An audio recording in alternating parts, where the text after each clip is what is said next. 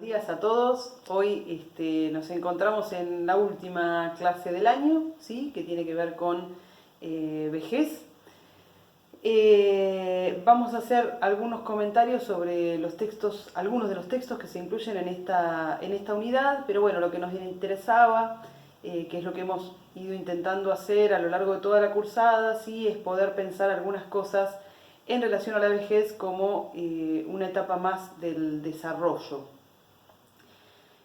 Hemos ido viendo, digamos, cómo tanto la infancia como luego la adolescencia, como la adultez, ¿sí? Se han ido constituyendo como objetos de estudio para la psicología y sobre todo para la psicología del desarrollo en distintos momentos, ¿sí? No han sido construcciones dadas, sino más bien se han ido como caracterizando en función de un montón de variables, ¿sí? En función del momento histórico, en función de las respuestas o las representaciones sociales que se iban construyendo en relación a cada uno de estos tiempos de la vida, y particularmente lo que más nos implica a nosotros desde el campo de la psicología es, bueno, intentar ver cómo cada uno de estos momentos del desarrollo, de estas etapas, tiene ciertas particularidades en lo que hace a la construcción, digamos, del aparato psíquico y de la subjetividad, ¿sí? Siempre pudiendo y teniendo que pensarlo en función de otras variables que son históricas, que son contextuales y que si no las tenemos en cuenta no nos podrían permitir hacer alguna caracterización, ¿sí? Pero bueno, volviendo un poco al inicio, ¿sí? Este es un poco el práctico de cierre, así que retomamos ese inicio en donde hablábamos de los dos paradigmas, ¿sí? Para pensar la psicología del desarrollo, en donde nos posicionamos nosotros como cátedra en una perspectiva dialéctica, ¿sí? Para entender que el conocimiento se construye y que tenemos que poder posicionarnos críticamente ante cada uno de estos diferentes conceptos, ¿sí? Nosotros arrancamos en aquel inicio pensando cómo durante mucho tiempo la ciencia había, digamos, presentado como único conocimiento válido aquel que se adecuaba al conocimiento científico y al método científico, ¿sí? Y habían pensado el desarrollo siempre en términos evolutivos, ¿sí?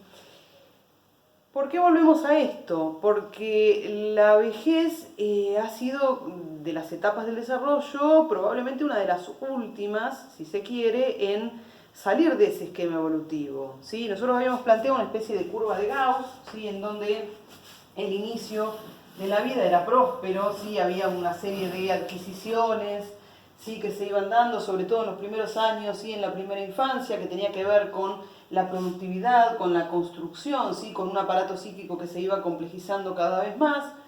Llegábamos a una edad mediana, ¿sí? En donde aparecía una especie de meseta, ¿sí? O de consolidación de todo aquello que se había ido adquiriendo a lo largo de los momentos anteriores. Y en esta mirada evolucionista, biologicista, que tanto tiempo nos acompañó desde la ciencia, ¿sí?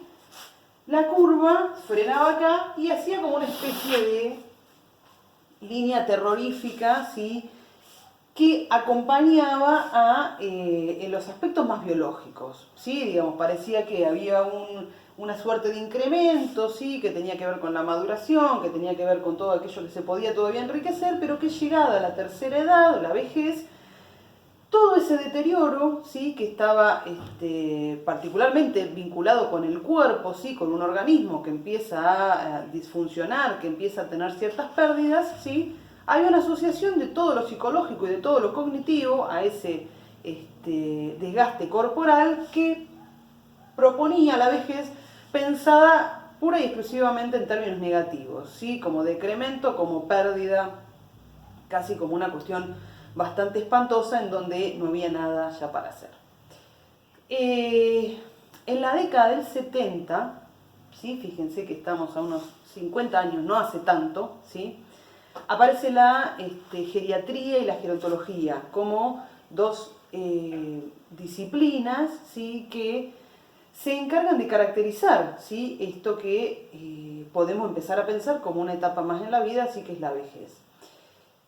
A ver, no ha sido azaroso, hay un incremento, ¿sí? De la expectativa de vida, cada vez tenemos más viejos y cada vez los viejos son más añosos, y digamos, en la medida en que se ha podido ir rompiendo con esta mirada evolucionista, se ha podido empezar a pensar que, bueno, la vejez tiene sus propias características, que los viejos, digamos, tienen sus propias necesidades también, si esto ha abierto una panacea para el mercado también, ¿sí? Que ha empezado ahí a proponer y a encontrar un montón de elixires para atravesar este último tiempo de la vida, pero sobre todo, digamos, se ha podido empezar a pensar con que, bueno, si llegar a la vejez no implica solo pérdida y deterioro, sí hay otro montón de adquisiciones y otro montón de equilibraciones que se van a ir dando por ciertas compensaciones, dicen algunas líneas teóricas, que tendrán que ver con que, si bien es real que el cuerpo, digamos,